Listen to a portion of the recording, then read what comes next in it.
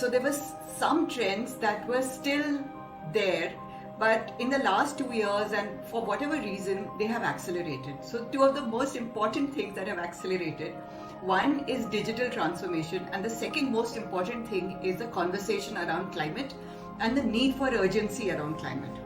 So before the pandemic, there were murmurs about the climate. People were talking about, okay, things are difficult, things might get worse, and the IPCC report was still being read and debated, corporate strategies were being discussed, but there was very little action on ground. There was also very little action in the political circles. There was also very little agreement on what exactly needed to be done. Also, conversations pre-pandemic were largely around compliance. Okay, we need to now generate a XYZ report for whatever reason, for our exporters, for our investors. But now people are saying that report is just not enough. Yeah.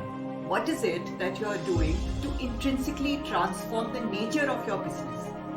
And a similar conversation is happening around digital transformation, where people are saying that your entire business model is under question, is up for grabs because of various things that are happening. And these two converging trends is really the biggest transformative shift of our times. Every large company needs to be an innovation factory.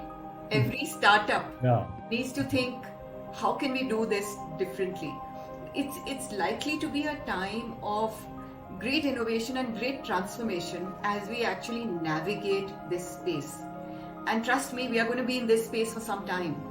We are here, we're not going to be able to solve this problem. Yeah. I have great hope in human ingenuity, in our ability to think strategically, tactically, and use the human brain to actually, do some really deep innovation, because a lot of things are because the wrong materials are being used. Yeah. A lot of things that exist at the moment are because our processes are wrong. And the third reason that a lot of things exist and we are in this crisis is simply because of poor design. So if we break down this really big, massive problem of climate change into smaller buckets and say, what is it that we can do with materials? What is it that we can do with processes? And what is it that we can do with new innovative design? A lot of things can change.